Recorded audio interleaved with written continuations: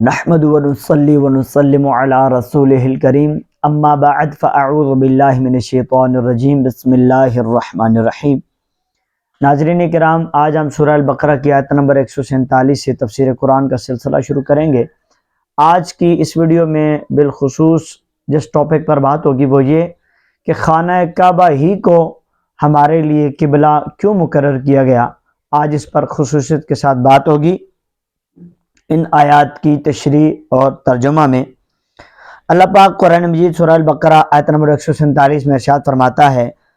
الحق من ربک فلا تکونن من الممترین۔ اے سننے والے، حق وہی ہے جو تیرے رب کی طرف سے ہو، پس تو ہرگز شک کرنے والوں میں سے نہ ہونا۔ الحق من ربک، حق وہی ہے جو تیرے رب کی طرف سے ہو۔ قبلے کی تبدیلی اللہ پاک کی طرف سے ہے، لہذا حق ہے تو اس میں شک نہ کیا جائے۔ یوں ہی اللہ پاک کی طرف سے آنے والا ہر حکم حق ہے، اگرچہ اس کی حکمت ہمیں سمجھ آئے یا نہ آئے، لیکن حق وہی ہوگا اور مسلمان کا کام اسے ماننا اور اس پر عمل کرنا ہے۔ کسی بھی طرح کے حالات میں اس میں شک کرنے کی گنجائش نہیں۔ وَلِكُلٍّ وِجْهَةٌ هُوَ مُوَلِّيهَا فَاسْتَبِقُوا الْخَيْرَاتِ أَيْنَمَا تَكُونُوا يَأْتِ بِكُمُ اللَّهُ جَمِيعًا إِنَّ اللَّهَ عَلَى كُلِّ شَيْءٍ قَدِيرٌ۔ اور ہر ایک کے لیے توجہ کی ایک سمت ہے، جس کی طرف وہ منہ کرتا ہے تو تم نیکیوں میں آگے نکل جاؤ۔ تم جہاں کہیں بھی ہوگے، اللہ تم سب کو اکٹھا کر لائے گا، بے شک اللہ ہر شے پر قدرت رکھنے والا ہے۔ وَلِكُلٍّ وِجْهَةٌ، اور ہر ایک کے لیے توجہ کی ایک سمت ہے۔ اس آیت میں تبدیلی قبلہ کی ایک اور حکمت بیان کی گئی کہ ہر امت کے لیے ایک قبلہ مقرر کیا گیا، تو جب امت محمدیہ ایک امت ہے اور سب امتوں میں افضل امت ہے، تو ان کے خصوصی امتیاز کے لیے ان کا قبلہ دوسروں سے جداگانہ بنایا گیا، اور اس میں خصوصیت یہ ہے کہ ان کا یہ قبلہ ہمیشہ کے لیے رہے گا، کبھی تبدیل نہ ہوگا۔ فَاسْتَبِقُوا الْخَيْرَاتِ، تو نیکیوں میں آگے نکل جاؤ، یعنی قبلہ کا موضوع طے ہو گیا، لہٰذا اب صرف اسی بحث میں نہ رہو، بلکہ اللہ پاک کی عبادت و اطاعت اور دین کے کاموں میں ایک دوسرے سے سبقت لے جانے کی کوشش کرو۔ یعنی کہ دنیا کے معاملے میں ایک دوسرے سے آگے بڑھنے کی کوشش نہ کرو کہ فلاں 1000 دن کا کماتا ہے تو میں دن کا 5000 کماؤں گا، فلاں نے 1 گاڑی لے لی تو میں 10 گاڑیاں لے لوں گا، یا شہرت کے معاملے میں، دنیا کے معاملے میں، عہدہ و منصب کے معاملے میں ایک دوسرے سے سبقت یعنی آگے بڑھنے کی کوشش نہ کرو، بلکہ دین کے معاملے میں، نیکیوں کے معاملے میں آگے بڑھنے کی کوشش کرو۔ جیسے ایک صحابی رضی اللہ تعالی عنہ اگر آدھی رات عبادت کرتے تھے تو دوسرے صحابی نیکیوں میں آگے بڑھنے کے لیے پوری رات عبادت کیا کرتے تھے، اور اسی طرح اگر ایک صحابی اگر 1/3 قرآن پاک پڑھتے تھے تو دوسرے صحابی نیکیوں میں آگے بڑھنے کے لیے آدھے قرآن پاک کی تلاوت کرتے تھے۔ تو یعنی پتہ چلا کہ ہم نیکیوں کے معاملے میں ایک دوسرے سے آگے بڑھنے کی کوشش کریں، نہ کہ دنیا کے معاملے میں۔ اینما تکونو، تم جہاں کہیں بھی ہوگے، یعنی اے مسلمانوں اور اے اہل کتاب، تم جہاں کہیں بھی ہوگے، قیامت کے دن اللہ پاک تم سب کو اکٹھا کر لائے گا، اور وہ اطاعت گزار بندوں کو ثواب دے گا اور نافرمانوں کو عذاب میں مبتلا کرے دے گا۔ بے شک اللہ ہر شے پر قدرت رکھنے والا ہے۔ تو وہ مخلوق کو مرنے کے بعد دوبارہ زندہ کرنے پر بھی قادر ہے، اطاعت گزاروں کو ثواب دینے اور سزا کے مستحق افراد کو جو ہے عذاب دینے پر بھی رب کریم قادر ہے۔ وَمِنْ حَيْثُ خَرَجْتَ فَوَلِّ وَجْهَكَ شَطْرَ الْمَسْجِدِ الْحَرَامِ وَإِنَّهُ لَلْحَقُّ مِنْ رَبِّكَ وَمَا اللَّهُ بِغَافِلٍ عَمَّا تَعْمَلُونَ۔ اور اے حبیب، تم جہاں سے آؤ اپنا منہ مسجد حرام کی طرف کرو، اور بے شک یہ یقیناً تمہارے رب کی طرف سے حق ہے اور اللہ تمہارے کاموں سے غافل نہیں۔ یعنی اے حبیب، آپ خواہ کسی بھی شہر سے سفر کے لیے نکلیں، بہرحال نماز میں اپنا منہ مسجد حرام یعنی خانہ کعبہ کی طرف کریں، کیونکہ جس طرح حالت اقامت میں کعبہ کی طرف منہ کرنے کا حکم ہے، اسی طرح سفر میں بھی یہی حکم ہے، اور بے شک کعبہ کو قبلہ بنایا جانا ضرور آپ کے رب کی طرف سے حق اور حکمت کے عین موافق ہے، اور اے مسلمانوں، اللہ پاک تمہارے اعمال سے غافل نہیں،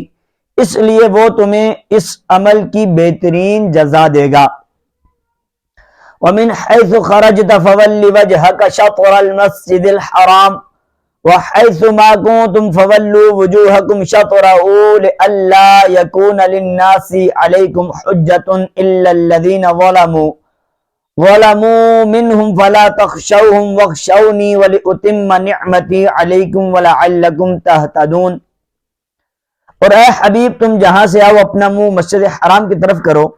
اور اے مسلمانوں، تم جہاں کہیں ہو اپنا منہ اسی کی طرف کرو، تاکہ لوگوں کو تم پر کوئی حجت نہ رہے، مگر جو ان میں سے ناانصافی کریں تو ان سے نہ ڈرو اور مجھ سے ڈرو، تاکہ میں اپنی نعمت تم پر مکمل کر دوں اور تاکہ تم ہدایت پاؤ۔ اس رکوع میں 3 مرتبہ حضور علیہ الصلوۃ والسلام اور مسلمانوں کو خانہ کعبہ کی طرف منہ کر کے نماز پڑھنے کا حکم دیا گیا۔ بظاہر ایسا لگتا ہے کہ یہ تکرار ہے، لیکن در حقیقت یہ تکرار نہیں، کیونکہ ہر بار کے حکم کی علت جدا ہے۔ پہلی بار جب نماز میں مسجد حرام کی طرف منہ کرنے کا حکم دیا گیا تو اس کی علت یہ بیان ہوئی کہ اللہ پاک نے اپنے حبیب کی رضا جوئی کے لیے مسجد حرام کو قبلہ بنایا اور نماز میں اس کی طرف منہ کرنے کا حکم دیا۔ دوسری مرتبہ جب خانہ کعبہ کی طرف منہ کرنے کا حکم دیا گیا تو اس کی علت یہ بیان فرمائی کہ اللہ پاک نے ہر امت کے لیے الگ الگ قبلہ بنایا جس کی طرف وہ منہ کر کے نماز پڑھتے ہیں، اور جب امت محمدیہ بھی ایک امت ہے تو ان کا قبلہ مسجد حرام کو بنایا گیا اور انہیں اس کی طرف منہ کر کے نماز پڑھنے کا حکم دیا۔ تیسری مرتبہ جب یہ حکم ہوا تو اس کی علت یہ بیان فرمائی گئی کہ قبلے کے معاملے میں یہودی مسلمانوں کے خلاف حجت قائم نہ کر سکیں۔ وَحَيْثُ مَا كُنْتُمْ فَوَلُّوا وُجُوهَكُمْ شَطْرَهُ، اور اے مسلمانوں، تم جہاں کہیں ہو اپنا منہ اسی کی طرف کرو۔ اس آیت میں مجموعی طور پر لوگوں سے فرما دیا گیا کہ تم حالت سفر میں ہو یا حالت اقامت میں، جنگل و بیابان میں ہو یا شہر میں، ہر جگہ ہر حالت میں اور ہر وقت تم سب نے نماز میں خانہ کعبہ ہی کی طرف منہ کرنا ہے، کہ تاکہ یہودیوں کو اس اعتراض کا حق نہ رہے کہ ان کی کتابوں میں تو قبلے کی تبدیلی کا لکھا ہوا تھا لیکن اس نبی نے تو ایسا کیا ہی نہیں، یا یہودی یہ اعتراض نہ کر سکیں کہ یہ نبی ہمارے دین کی تو مخالفت کرتے ہیں لیکن قبلہ ہمارے والا ہی مانتے ہیں، اور مشرکین کو یہ اعتراض کرنے کا موقع بھی نہ ملے کہ حضور علیہ الصلوۃ والسلام نے قریش کی مخالفت میں حضرت ابراہیم علیہ السلام اور حضرت اسماعیل علیہ السلام کا قبلہ بھی چھوڑ دیا، حالانکہ حضور علیہ الصلوۃ والسلام ان کی اولاد میں سے ہیں اور ان کی عظمت و بزرگی بھی مانتے ہیں۔ إِلَّا الَّذِينَ ظَلَمُوا مِنْهُمْ، مگر جو ان میں ناانصافی کریں، یعنی اللہ کی طرف سے تو حجت پوری ہو چکی، اب بھی اگر کوئی اعتراض کرتا ہے تو وہ خود ظالم ہے۔ یاد رہے کہ دین کی راہ میں تانے سننا انبیاء کرام کی سنت رہی ہے۔ فَلَا تَخْشَوْهُمْ وَاخْشَوْنِي، تو ان سے نہ ڈرو اور مجھ سے ڈرو۔ اس آیت میں مسلمانوں کو حکم دیا جا رہا ہے کہ تم کعبے کی طرف منہ کر کے نماز پڑھنے کی وجہ سے کفار کی طرف سے ہونے والے اعتراضات سے نہ ڈرو، ان کے تانے تمہیں کوئی نقصان نہیں پہنچا سکتے، اور تم میرے حکم کو پورا کرنے کے معاملے میں مجھ سے ڈرو اور میرے حکم کی مخالفت نہ کرو، بے شک میں تمہارا مددگار ہوں۔ وَلِأُتِمَّ نِعْمَتِي عَلَيْكُمْ، اور تاکہ میں تم پر اپنی نعمت پوری کروں۔ اس آیت کا خلاصہ یہ ہے کہ اے مسلمانوں، جس طرح اللہ پاک نے اپنے حبیب صلی اللہ علیہ وآلہ وسلم کو تمہارا رسول بنایا جو کہ تمہارے سامنے حق کی طرف ہدایت دینے والی آیتیں تلاوت فرماتے ہیں، رشد و ہدایت کے راستے کی طرف رہنمائی کرتے ہیں، اللہ پاک کی وحدانیت اور اس کے عظیم قدرت پر قطعی دلائل قائم کرتے ہیں، تمہیں بت پرستی کی نجاست سے پاک کرتے ہیں اور تمہیں وہ چیز سکھاتے ہیں جن سے تم اپنے نفسوں کو پہچان سکو تو ان کا تزکیہ کر سکو۔ اسی طرح مستقل طور پر تمہارے لیے بیت اللہ کو قبلہ بنا دیا تاکہ اللہ پاک تم پر اپنی نعمت پوری کر سکے۔ گویا جیسے مسلمانوں کا نبی جداگانہ تھا ایسے ہی ان کا قبلہ بھی جداگانہ ہو گیا۔ ناظرین کرام، آج آپ نے سورہ البقرہ آیت نمبر 147 سے آپ نے 150 تک جو ہے تفسیر قرآن کا سلسلہ سماعت فرمایا، جس میں آپ نے ترجمہ بھی سنا، تفسیر بھی سنی، اور آپ کو یہ بھی معلوم ہو کہ کعبہ کی تبدیلی اور بار بار کعبے کی طرف منہ کرنے کا حکم دیا جانا یہ کیوں تھا، اس حوالے سے بھی آپ نے سنا۔